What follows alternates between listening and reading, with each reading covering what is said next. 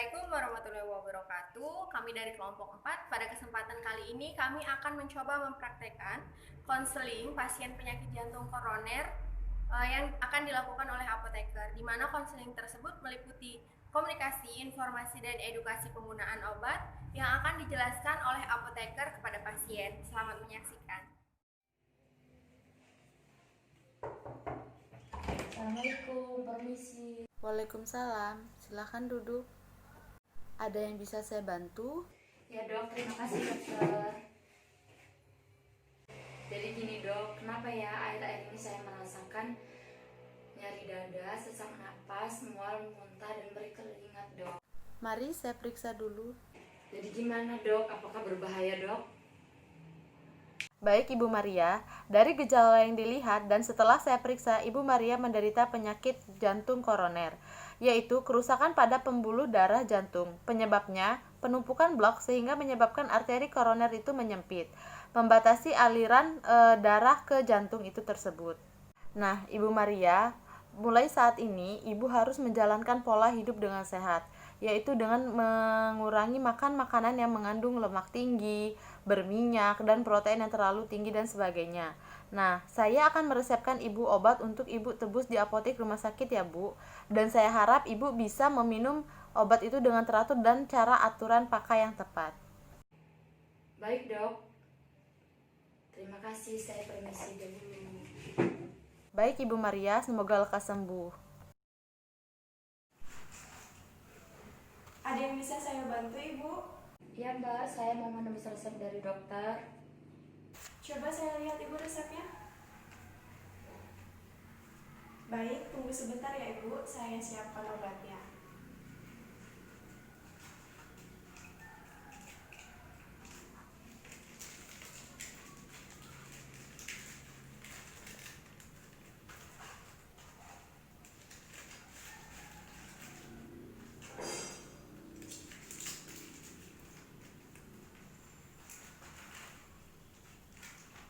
Dengan Ibu Maria, Ya, saya. ini Ibu obatnya ada 5 macam ya Ibu, terdiri dari amlodipin, omeprazol, ramipril, aspilet, dan clopidogrel. Di sini juga sudah saya tulis Ibu anjuran pemakaiannya ya Ibu ya. Oh iya mbak, terima kasih.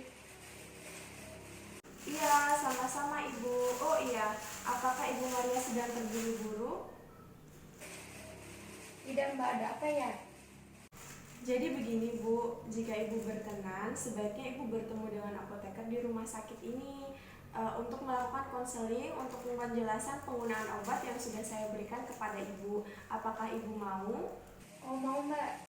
Baik Ibu, kalau begitu mari Ibu saya antarkan ke ruangan. Permisi bu. Iya masuk, silakan duduk Ibu. Ibu, tadi saya disarankan untuk melakukan konseling untuk obat yang diresepkan dari dokter kepada saya. Ya, baik. Sebelumnya perkenalkan dulu, nama saya Ferdianti, Ibu. Di sini saya apoteker yang bertanggung jawab atau bertugas pada hari ini. Nah, apakah Ibu bersedia untuk konseling bersama saya? Iya bu. Iya, terima kasih Ibu. Sebelumnya nama Ibu, ya Ibu Maria. Nah, usia Ibu dan alamat Ibu di mana ya Bu? Umur saya 45 tahun bu, alamat saya dari Tanjung Karang. Ya. Nah, bisa saya lihat Ibu resep dan obat-obatannya? Ya bu, silakan. Ya, terima kasih Ibu. Nah, selama ini apa aja Ibu keluhan dan apa yang Ibu rasakan dengan penyakit Ibu ini? Nyeri dada, sesak napas, lelah, berkeringat, mual muntah. Setelah diperiksa dari dokter, dokternya bilang saya terkena jantung koroner bu. Iya, benar sekali Ibu Maria terkena penyakit jantung. Nah, penyakit jantung ini Ibu merupakan gangguan fungsi jantung, di mana jantung Ibu kekurangan darah yang disebabkan oleh penyumbatan dari lemak Ibu. Penyumbatan ini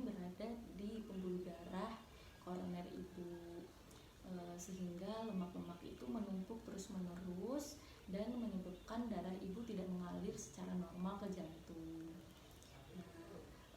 Sebelumnya obat-obatan dan resepnya sudah dijelaskan nih belum ibu? Belum, Bu. Oh, belum ya ibu. Nah, di sini saya akan menjelaskan kepada ibu untuk resep dan obat-obatan yang ibu terima dari dokter. Di sini ibu ini mendapatkan 5 obat. Yang pertama di sini ada Aspilet ibu. Aspilet di sini berfungsi sebagai obat jantung. Obat ini untuk mengencerkan darah ibu. Nah, supaya jantung ibu dapat menerima darah dengan normal atau baik. Nah, Aspilet ini ibu digunakan 1 kali sehari 1 tablet pada pagi hari ya ibu setelah makan. Nah, selanjutnya itu ada Clopidogrel. Nah, Clopidogrel ini sama ibu fungsinya seperti Aspilet untuk mengencerkan darah. Terus juga sama penggunaannya 1 kali sehari 1 tablet. Tapi penggunaan untuk si Clopidogrel ini diminumnya tidak berbarengan dengan Aspilet ya ibu. Clopidogrel bisa diminum pada siang hari atau sore hari karena apabila dibarengi dengan Aspilet dapat menyebabkan efek samping yang tidak diinginkan. Selanjutnya itu ada amlodipin ibu. Amlodipin di sini merupakan obat antihipertensi di mana untuk menurunkan tekanan darah ibu. Penggunaannya sama juga bu, 1 kali sehari 1 tablet pada pagi hari ya ibu. Nah, selanjutnya itu ada Ramipril. Ramipril sama seperti amlodipin, dia untuk obat antihipertensi menurunkan tekanan darah ibu. Dan Ramipril itu penggunaannya sama 1 kali sehari 1 tablet. Tapi kalau untuk Ramipril penggunaannya pada malam hari ya ibu, karena apabila dibarengi dengan amlodipin dapat menyebabkan interaksi atau efek samping yang tidak diinginkan. Jadinya yang untuk amlodipin di pagi hari dan Ramipril itu untuk di malam hari. Oke bu. Dan ada terakhir itu Omeprazol ibu. Omeprazol di sini fungsinya sebagai obat lambung untuk menurunkan asam lambung ibu. Omeprazol di sini digunakan 2 kali sehari 1 tablet dengan jarak 12 jam ya ibu dari pemakaian pertama. Nah, dan di sini ibu bisa mengonsumsinya sebelum makan. Bisa dimengerti ibu? Ya, kalau misalkan ibu bisa mengerti, bisa ibu ulangi. Baik bu, untuk obat pertama ada Aspilet digunakan 1 kali sehari 1 tablet pada siang hari sesudah makan. Kemudian Clopidogrel digunakan 1 kali sehari 1 tablet sesudah makan pada siang hari. Lalu ada amlodipin digunakan 1 kali sehari 1 tablet pada pagi hari. Dan Ramipril digunakan 1 kali sehari 1 tablet pada malam hari. Kemudian terakhir ada Omeprazol digunakan 2 kali sehari 1 tablet dengan jarak pemakaian 12 jam. Untuk Aspilet dan Clopidogrel tidak boleh diminum secara bersamaan karena dapat menimbulkan efek samping. Begitu juga untuk Omeprazol dan Ramipril.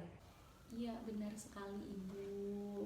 Nah, dan di sini juga obat-obatan ini dapat menimbulkan efek samping ibu seperti pusing, sakit kepala, mual, muntah, diare, terus juga bisa konstipasi dan bisa membuat tekanan darah ibu naik dan turun secara drastis. Namun ibu tidak perlu takut ibu karena tidak semua orang dapat merasakan atau terkena akibat dari efek samping obat. Namun apabila ibu terkena efek samping atau merasakan efek samping dari obat atau reaksi alergi, ibu dapat menghubungi saya atau langsung datang ke sini ya ibu. Baik dok. Oh iya bu, selesai obat saya harus apa lagi ya bu? Selain obat-obatan juga, ibu sebenarnya dapat menjaga kesehatan ibu dengan pola hidup sehat ibu. Dengan seperti apa? Contohnya tidak merokok, tidak minum alkohol, dan jangan sampai ibu stres yang berlebih ya ibu. Dan ibu juga bisa makan makanan yang sehat seperti buah-buahan dan sayuran yang mengandung gizi. Terus juga ibu kurangi makan makanan yang berminyak ya ibu, seperti gorengan. Terus kurangi juga gula dan garam dengan kadar yang berlebih, karena dapat menyebabkan tekanan lemak jahat ibu banyak di dalam tubuh dan masuk ke dalam pembuluh darah sehingga dapat menyumbat kembali. Jadinya tolong dijaga ya ibu untuk kolesterolnya. Dan juga di sini ibu bisa untuk kesehatan ibu dengan olahraga yang rajin agar tidak dapat banyak ada tumpukan-tumpukan lemak di dalam tubuh ibu. Dan juga ibu juga bisa cek kesehatan ibu dengan cek rutin ibu. Jadinya setelah obat ini habis, ibu bisa cek kesehatan lagi di sini untuk melihat apakah kesehatan ibu semakin membaik atau perlu ada obat tambahan untuk ibu. Apakah sudah jelas Ibu Maria? Baik Bu, saya akan lakukan. Tidak Bu, sudah jelas. Baik, kalau misalkan tidak ada pertanyaan lagi, kita bisa akhiri konseling pada hari ini. Nah, kalau misalkan ibu ada pertanyaan lagi ataupun ada keluhan, bisa ibu langsung hubungi saya atau datang ke sini ya ibu. Ya Bu, terima kasih bantuan penjelasannya, ini sangat membantu saya. Iya, sama-sama Ibu Maria. Sudah menjadi tugas kami apoteker untuk menjelaskan atau memberikan konseling kepada ibu.